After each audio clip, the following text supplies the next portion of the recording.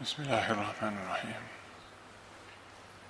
الحمد لله رب العالمين وصلى الله وسلم على سيدنا محمد وعلى آله وصحبه أجمعين. اللهم صل على سيدنا محمد الفاتح لما أغلق وخاتم لما سبق ناصر الحق بالحق والهادي إلى الصراط المستقيم وعلى آله حق قدره ومقداره العظيم. اللهم لا علم لنا إلا ما علمتنا إنك أنت العليم الحكيم. اللهم علمنا ما ينفعنا وانفعنا بما تعلمنا وزدنا من فضلك علما وتعليما إنك على كل شيء قدير. الحمد لله والشكر لله. نعاهدكم على هذا الود بقدر استطاعتكم على النصح لكل مسلم. So the bay'ah of the tariq involves to do well and mean well to every Muslim. And so this is the reason that we're talking about the things that make it possible to worship Allah subhanahu wa ta'ala, namely to have health, to keep life within our body. And we talked last time about the food addiction, and in particular the addiction to refined sweets, sugar. So we'll repeat just by a couple of the main points under the topic which we just read in a cursory and a quick way. What to do? What may keep you from overeating? Avoid mindless eating. In Islamic context, we would say avoid heartless eating. You should have an intention for Allah subhanahu wa ta'ala. This is the point.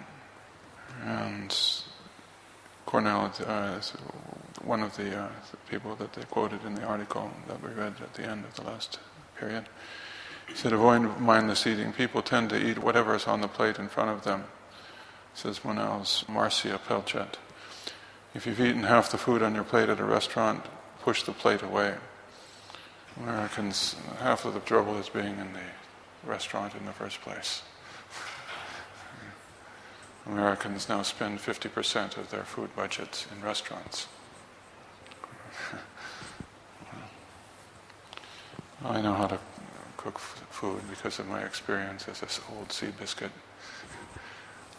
Fast and slow, and I can tell you that the foods that are fixed, that have to be, people get fed up when they don't have what they order right there in a very short period of time.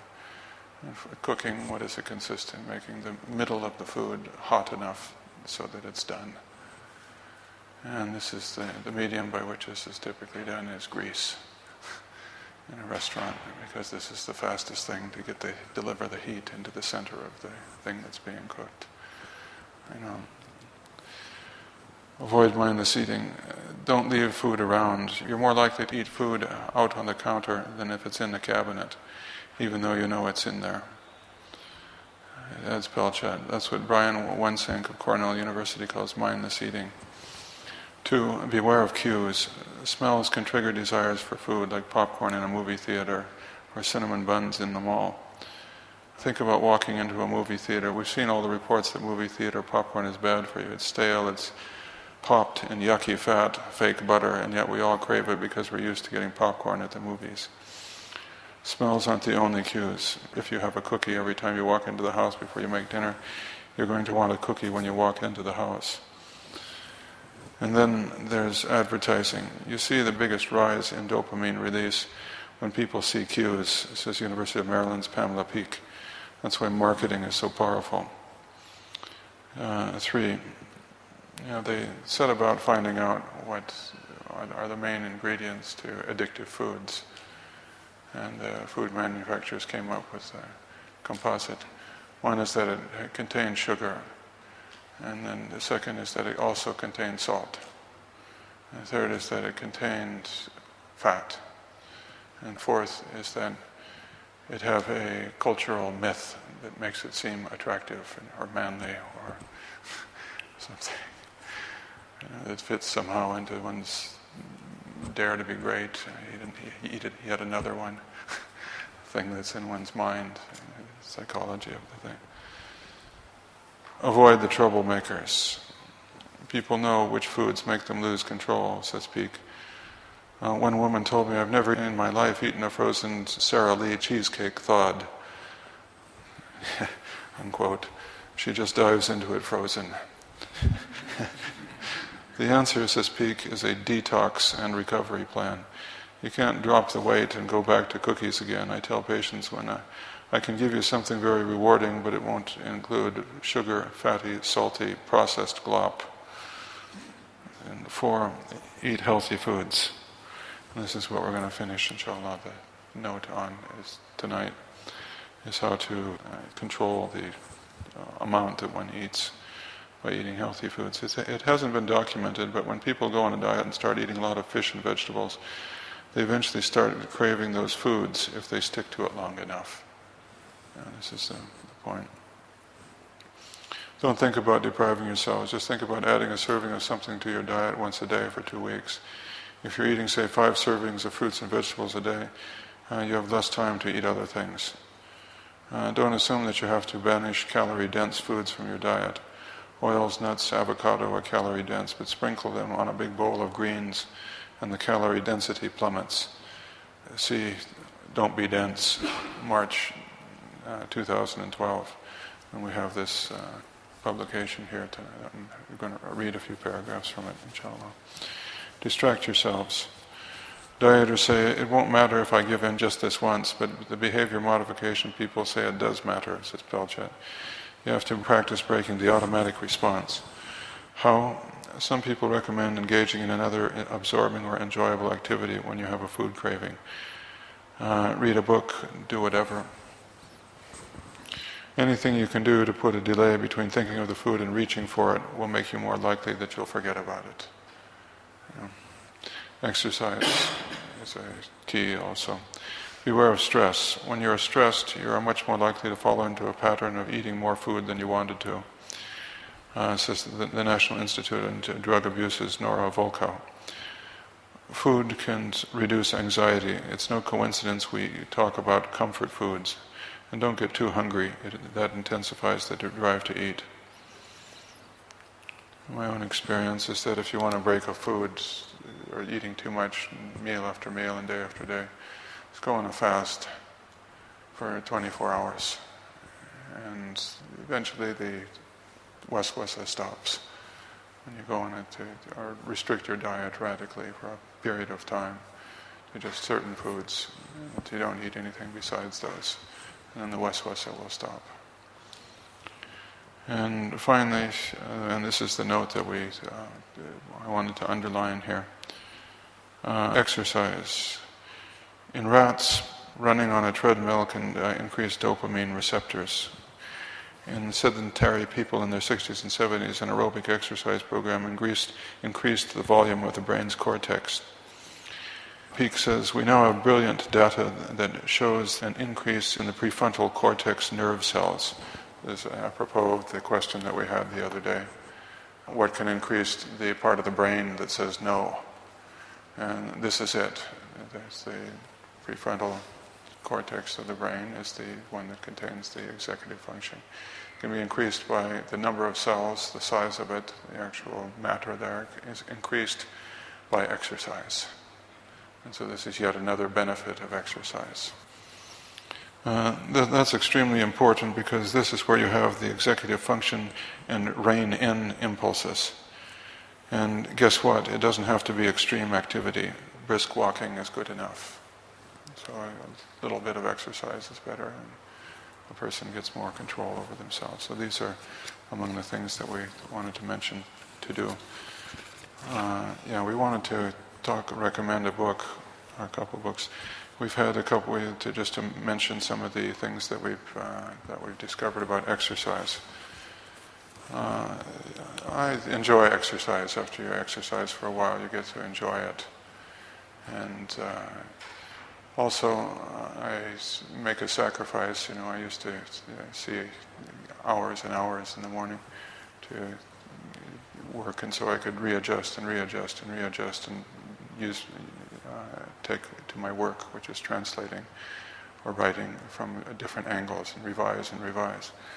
But I found when I exercised really intensely in the first hours of the morning rather than breakfast that most people have, I found that I was able to work more quickly. And so it paid off. It was like there was a payoff that was equal to the time. It wasn't wasted time. It wasn't just, become Charles Atlas or something like this, but rather it pays off in a cutting of the work time. You can sit down and do the same work that used to take 2.5 hours in an hour or an hour and a half. This is what I found. That's a lot of tawfiq with this here. So it's one of the benefits, losing weight. Actually, having too much fat on the body is toxic to the body. Fat gives all sorts of wrong signals to the body. Muscle gives all sorts of right signals to the body. And it takes care of a lot of functions. So fat is needed. The visceral fat that we villainized in a little paragraph or two on See Without Shore also channels some of the compounds that are used in the immune system. And so it's not completely useless, just when it becomes too big is it useless. And so losing weight, to have more to change the fat into muscle, will make a person stronger from many respects. It is a health factor to have less fat around one and have more muscle. It does all sorts of things. Sleep better. This is one of the great benefits. Many people can't get a night's sleep because of the things they eat, and also because of the exercise program. It becomes easy to go to sleep. You can sleep anytime you want. To ease joint pain, we also said. And the more you walk, the better you walk. This is the point. If you want to keep on walking, you've got to walk. And this is something that people, when they get up into the 50s and 60s, they don't appreciate. Drive the car everywhere, it's so convenient. And their legs are kind of, rotting away from under them. And they haven't got a clue why, because they see they're not wanted and not used. But the smart money is on this principle. The more you walk, the better you walk. And improve mood. This is one of the big benefits. A person who is athletic is seldom down in the dumps about anything. This is happiness is something that Allah subhanahu wa ta'ala creates in the heart. However, a healthy body means a healthy mind in general. You don't get wasawas about what you can look at what Allah subhanahu wa ta'ala is creating with an optimistic outlook. So this is another of the tremendous benefits. And we talked about these compounds, dopamine, and I forgot the second one. Inshallah, I'll remember it. The fifth thing, is to strengthen bones. So those bones don't break. You need to have weight-bearing exercise, or the bones start. So many people. What are the diseases of age here in Jordan among the elderly? Dagt mafasil and qalb, so cardiovascular disease, high blood pressure, sukkari, diabetes, these sorts of things, and wasting away of bones. This is also lycopenia in the elderly, wasting away of muscle, because they don't. And aggressive, you see the person, many of the ulama, when they reach their very peak in ilm and wisdom in the 60s, 70s, 80s, they suddenly drop from the picture. And they can't teach anymore because they didn't run their body correctly. They didn't have the knowledge. Many of in the ethnic Muslim community, as we mentioned before, the tendency is to serve guest food, things that were only served maybe twice a month, 200 years ago or 300 years ago. And now we have the wealth to put meat on the table 3 times a day, but it may not be the wisest choice of what to put on the table 3 times a day. So we serve guest food to ourselves and eat it, And this is mostly pretty heavy stuff, I know. And to ward off cancer is also another benefit of exercise. A immune system, we get cancer all the time and the body throws it off until we get to be about 40 or 50, and then sometimes the body can't throw it off anymore because the immune system isn't what it used to be. You know, the threats are always there and they're always happening, and the body's getting rid of them, taking care of them as they arise. And if you exercise, the body keeps at a much younger level of being able to defend itself. Every time you exercise, all of the immune systems of the body are raised for a period of hours after it. And so if you exercise and keep moving around and have several things that during the day, and like going up to the masjid and so forth, and whatever it may be, there are simply, as one expert put it, more cops on the beat. So when you breathe in somebody else's sneeze or virus, then the body is revved up relatively, and it can take care of the things.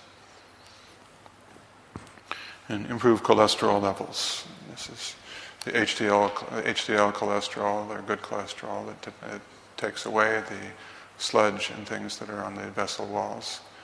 Is my experience with it is that it is very much elevated by hard exercise, challenging exercise. Challenging exercise is one of the best things. Not everybody can manage it or needs to, but it's one of the very best things to push oneself to the very limit. I mentioned my story about the person that I talked to. We were on our way to the Shaykh Nuh Unity Conference in 1995. And so, just out of statistical probabilities, my wife and I got a seat on the back of the last chair, or the last row in the plane, because when you see the photos of the planes that crash, it's always the tailpiece is the only thing that remains. Everything else is wiped out completely. And so, looking around, looked over somebody that looked quite fit. And he had, so I was, don't know what got into me, maybe I was bored or something. So I looked over, and at some point in the flight, it was a long flight, I said, we're talking about something. No, I remember, it was talking about sitting in the back of the plane. And I said, yeah. I says, well, if it crashes, and he said, and he finished the sentence for me. He says, yeah, the people in the back survive. And so I said, what do you do for a living? He said, I look pretty, what can you say, formidable. And he said, I'm an FBI agent. And I said, that's interesting. I said, I always try to benefit from everybody I talk to. I said, what department in the FBI are you in? And he said, fugitive apprehension.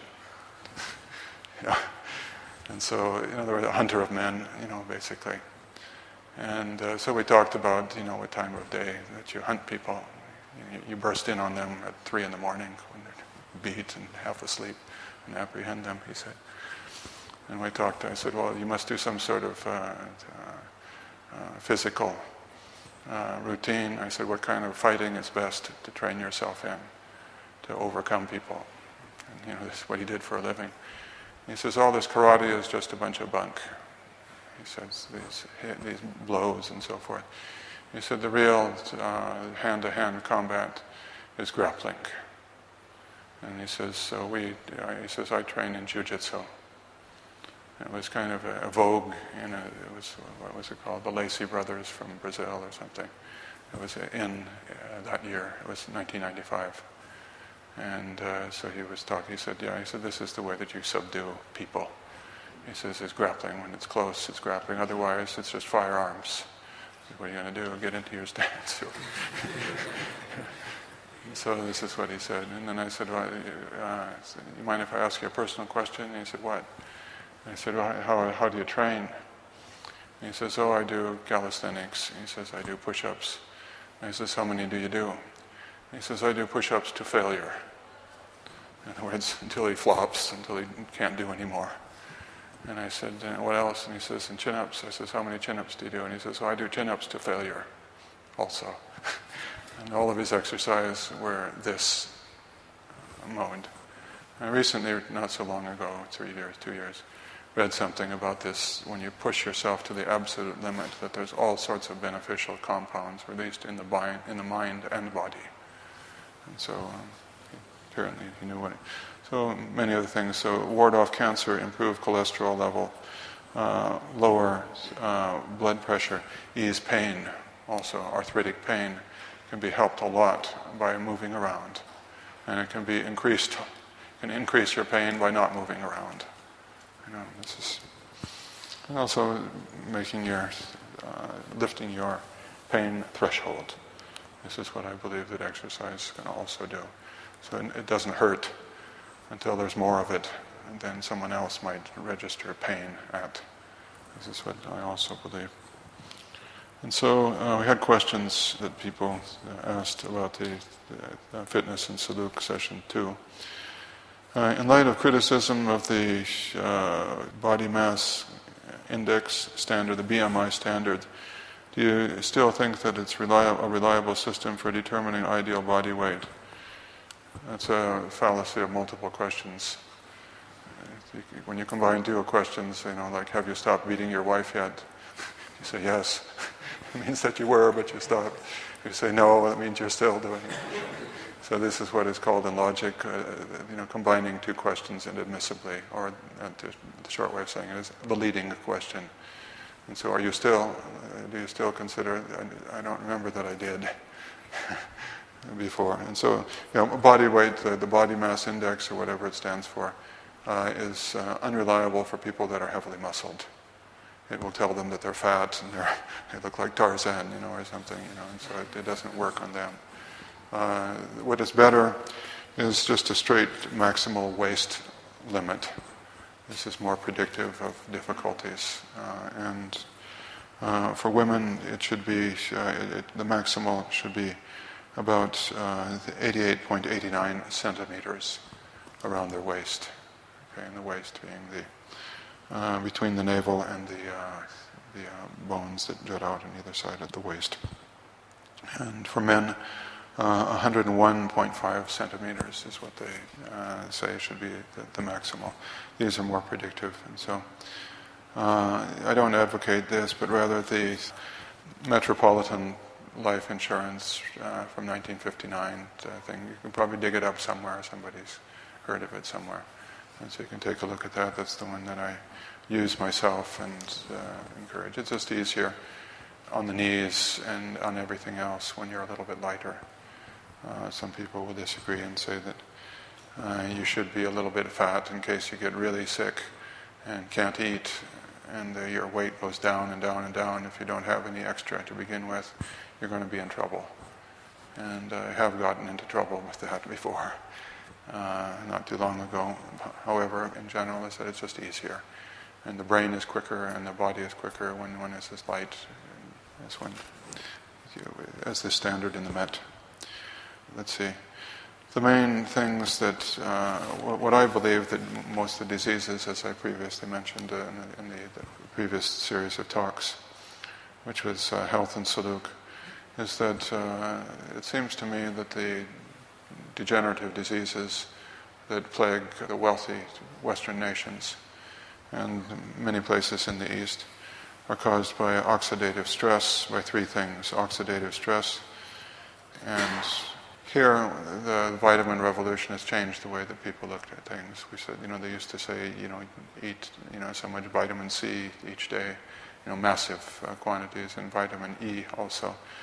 And they found that when you work out, there is a lot of oxidative stress.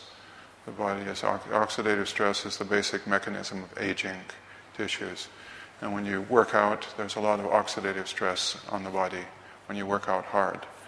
And unsurprisingly, there is something called homeostasis that Allah has created in bodies. And so when you work out day after day and month after month and year after year, the body becomes adept at attenuating, ending its own oxidative stress. And so when there's oxidation and free radicals coursing around, wiping out tissues, the body will take them out.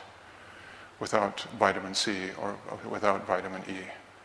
And vitamin E and vitamin C, both when taken in quantities considerably above the amount that is the recommended daily allowance, like 3 or 4 or 5 times that amount, will blunt the body's ability to deal with its own oxidative stress.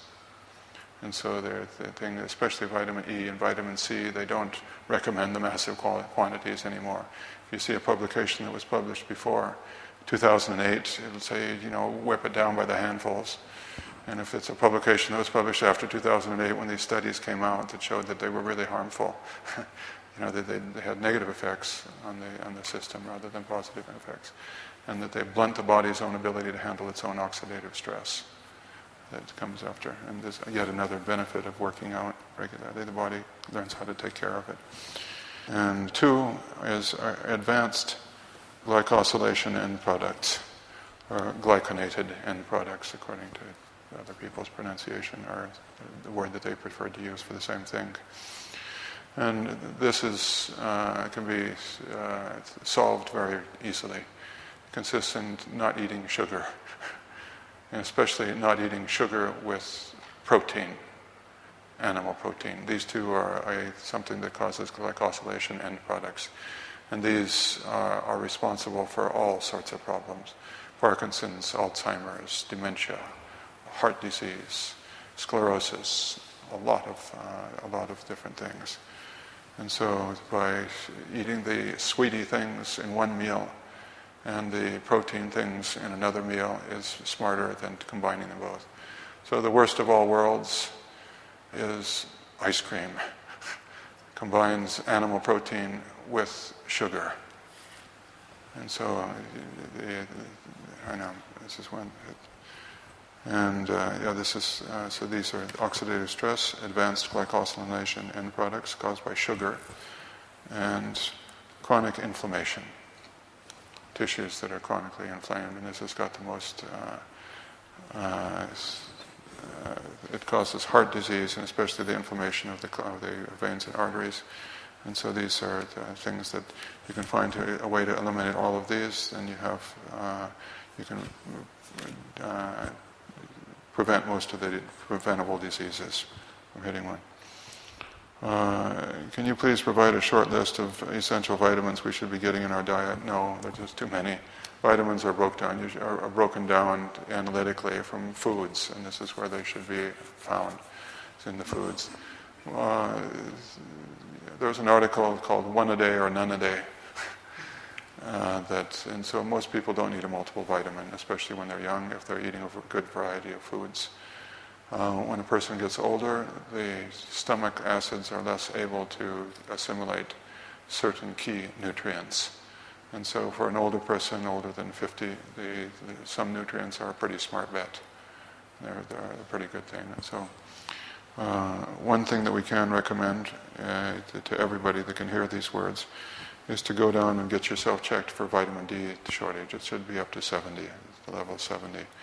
People down to below 30 start getting mental waswasa and mental problems, and even psychosis and paranoia and all sorts of things. This is an epidemic, especially among Muslims at high latitudes, such as England. So the ethnic Muslims living in England, without hesitation, I would recommend every one of them get over to the clinic and see how their vitamin D levels. Vitamin D, you can head it off at the pass by taking a capsule twice a month. The 1st of the month and the 15th of the month, and that's one capsule that doesn't feel like anything. And you can take care of the whole business by doing that. Because the Muslims face it, we don't spend much time sunbathing. And nor does anybody else in the world, because they realize that it tends to cause skin cancer and make one's skin look old and beat. You need a certain amount of daily sun, but nobody's really willing to say how much it is to get the vitamin D. But it's a good thing. Vitamin B12. This is another epidemic. And this is another thing that older people should definitely supplement for. Vitamin B12 is a fairly smart bet. People that eat organ meats and red meat don't need to worry about it that much. But not many people pile that stuff away anymore. And so it's a good bet. In Jordan, it's epidemic among the ladies. the older ladies. So many people have trouble, and with iron as well, and also vitamin B12. So D3, vitamin D3, vitamin B12, and omega-3 oils. Also vitamin A, such as are found in dairy products, yellow natural butter, or butter oil, or something like this. Also in fish oils. And we have to, by eating 8 servings, meaning 8 handfuls of vegetables a day, and a piece of fruit or two, we can get most of the vitamins and trace elements. If you're eating a lot of bread and feeling run down, you get repeated colds, zinc is a smart bet.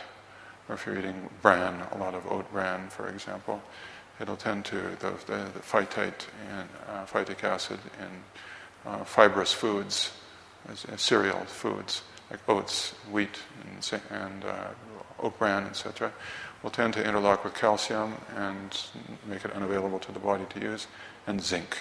And zinc is found in a lot of metabolic functions, and so I think it's a wise bet to take 10 milligrams of zinc a day.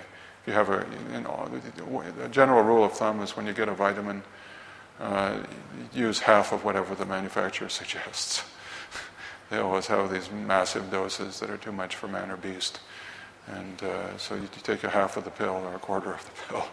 It's much better. And so the zinc comes in 50 milligrams. Nobody could take that day after day. Break it into 4 pieces, the tablet, and have approximately 10 milligrams a day if you have a lot of fibrous foods. The kind of books that you can recommend that would give you a short list of essential vitamins. There's a couple books that I can recommend. One is the Doctor's Book of Food Remedies. These may be a repeat from the previously tell. It's by the editors of Prevention Magazine and Celine Yeager, whoever he or she is, have written this book, The Doctor's Book of Food Remedies, and it talks about the properties of all of the vegetables and fruits that are common and other foods. It's a reasonable book. Get the new edition. And 2 is Andrew Wales, Eating Well for Optimum Health. Eating Well for Optimum Health. That's a reasonable book. He published it, probably the better part of 15 years ago. And it was a tribute to his insight in that early date that he had most of the things right in it. And so it's a reasonable book to read. 3, and this is a bit more esoteric, Paul Pitchford's Healing with Whole Foods, in my Eastern traditions and healing with whole foods. He talks about the thermal nature of foods, which for people that are living in places that get cold in the winter and hot in the summer, you have to pay attention to the nature of foods. It has a lot to do with whether you catch a cold or the flu or not. And so this is the merit of his. He's a vegetarian, and what I've noticed about people that don't eat any animal foods is that they tend to be obsessed with foods, waiting for the next meal like the poor hungry person. Whereas people that eat animal foods feel full and they can relax and they don't tend to think about where the next. So the Paul Pitchford's book is a bit obsessive. 2 grams of this or 2. It's like my younger brother came back from England long ago and far away. He said, he says, the British, he says, as far as they're concerned, if you get a breeze on your head when it's wet, he said, you're finished. You've had a draft. And similarly, some of the people, when they write about foods, and 2 more grams of this or 5 less grams of this, and you're finished. And so it tends to be a bit over precise, I know. And 4, the book that we mentioned before, Nourishing Traditions by Sally Fallon. This is a reasonable book too. It is an antidote to many of the ideas that are current. And so these are a short list indeed. Omega-3 oils, these hold the key to a lot of health benefits and a lot of prevention of a lot of detriments. And I recommend 3 teaspoons daily of a good quality cod liver oil, like Carlson's in America or Peter Moller's in Norway, or some of the other ones that are rated high for not having impurities in them. Because the ocean fish, when they're harvested from places that are around manufacturing centers, they tend to have metals and impurities in them. So you get the cold water fish. Cod liver oil and salmon oil is also, sockeye salmon oil is also a possibility. However, it contains a lot more vitamin A, and so 3 teaspoons would be too much of this. The Carlson's lemon-flavored cod liver oil, take it 5 minutes before you eat, and it doesn't have any fishy taste whatsoever. You should not use it as liniment, however. I sent somebody complained about joint pain in Damascus, and so I sent them a bottle of the Carlson's cod liver oil. Nothing on it in English, it's all in Norwegian.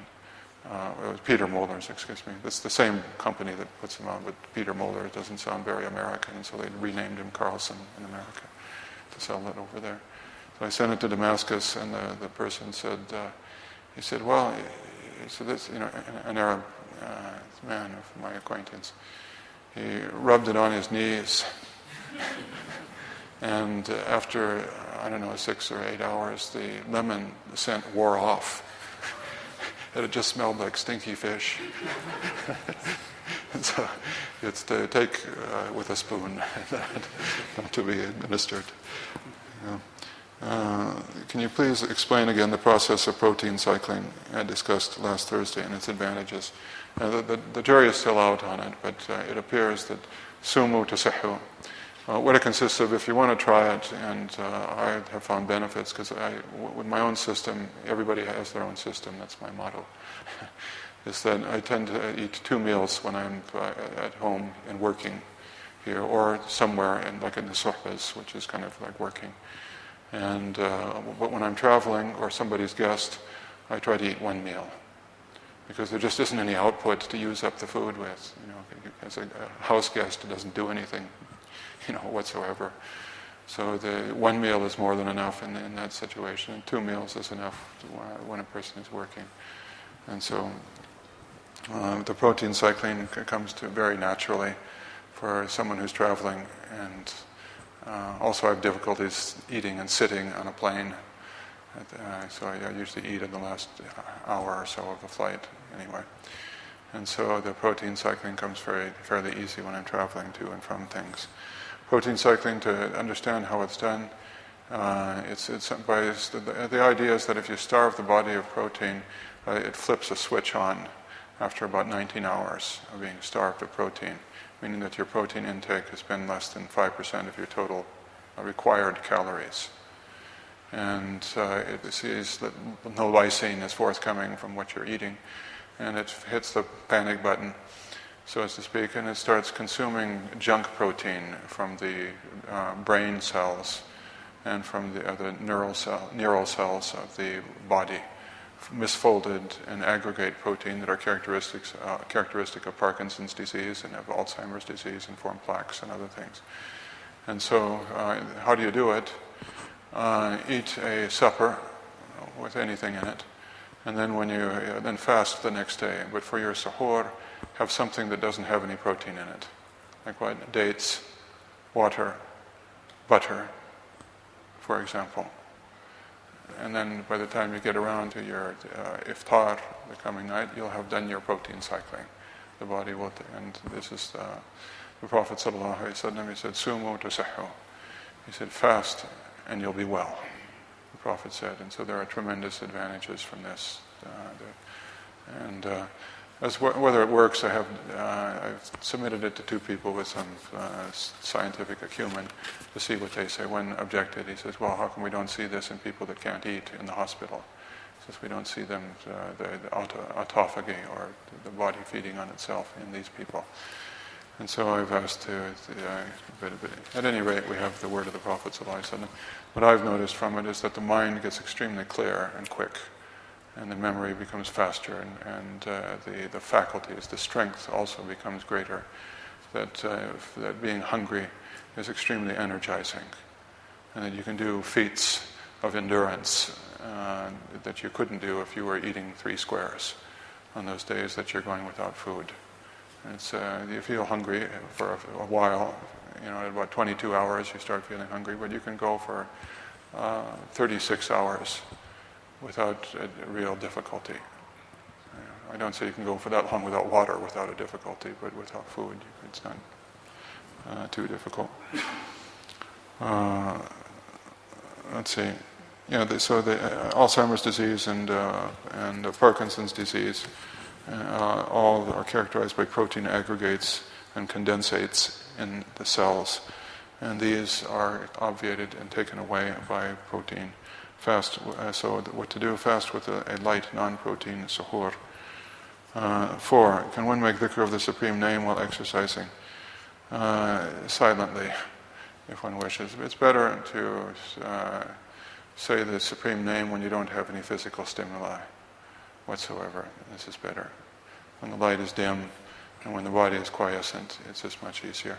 But it's better for periods of exercises reciting something like the Wadifa or Hizb al-Bahar or the Hizb al-Kabir or something like this when you're walking along, so that you can be in a state of connection with Allah subhanahu wa ta'ala while you're walking. The Shafi'i madhab permits praying while one is walking, and you can stop and make your sujood and ruku' as you're walking along on the road. Nafilas. And so silently you can make the Supreme Name, or once in a while, but it's better. The Supreme Name is better when the other stimuli are.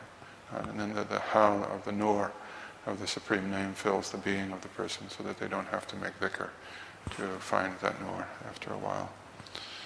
In addition to fitness and exercise, should one also take a course in basic self-defense or martial arts, like Sidi Ramzi's weekly classes?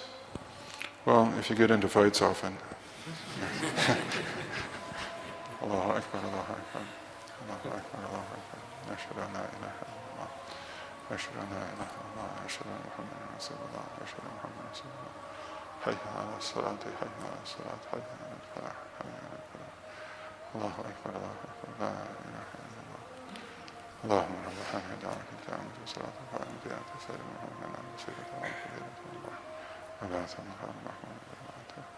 اللهم صل وسلم وبارك على سيدنا محمد.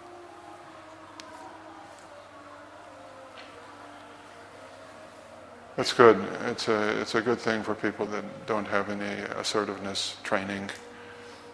For men that don't have any assertiveness training, I would say 70 to 80% of the men these days have a wimp problem.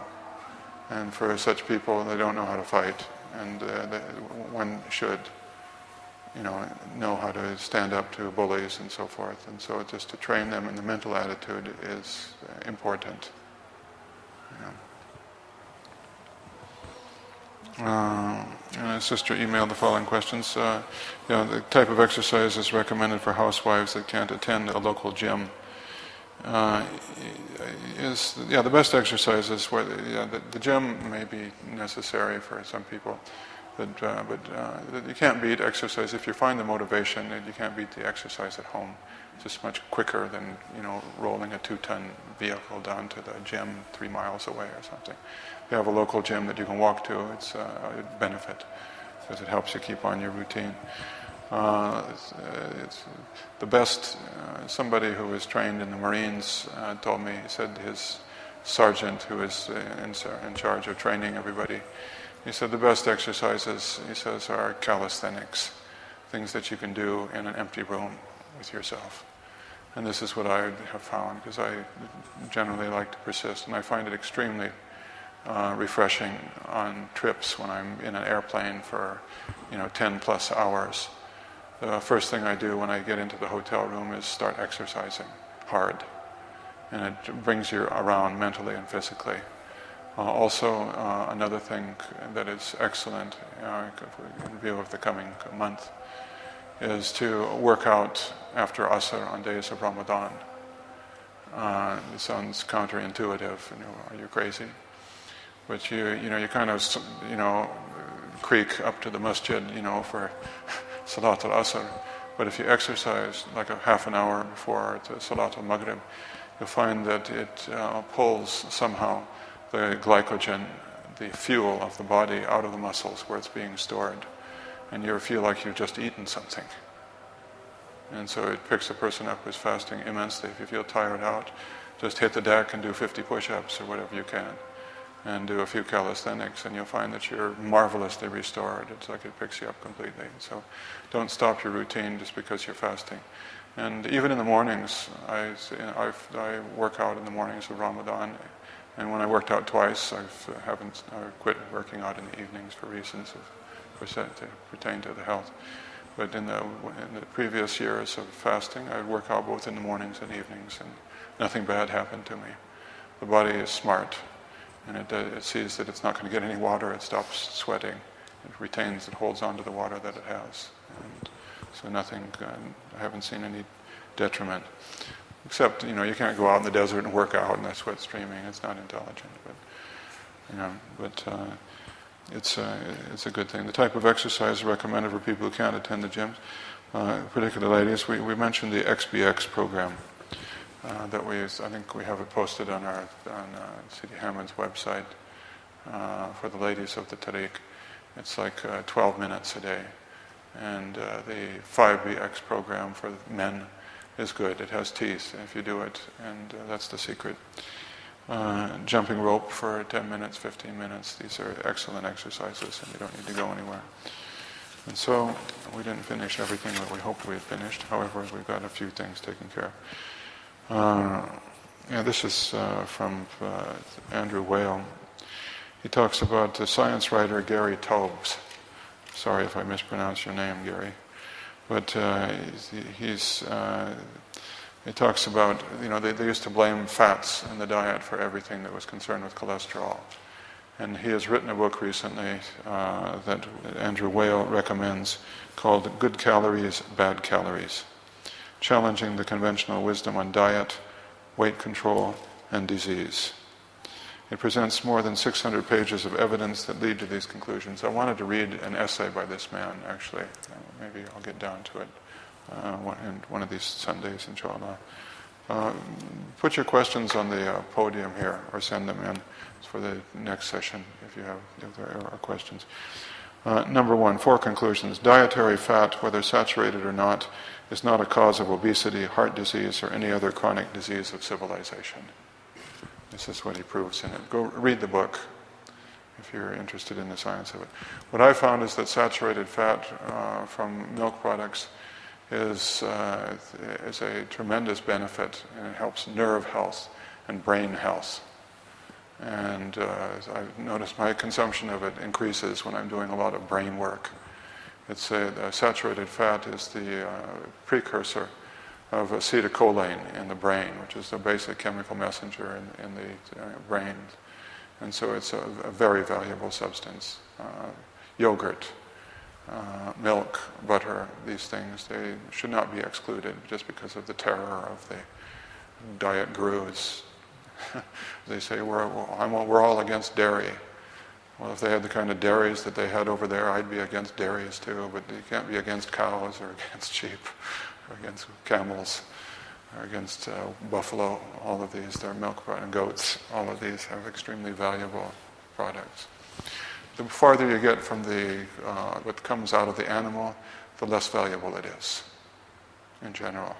So things that have the same amounts of water and fat as the original milk are better for one than, say, butter, or better for one than, say, cheese or something else, i.e. milk or yogurt.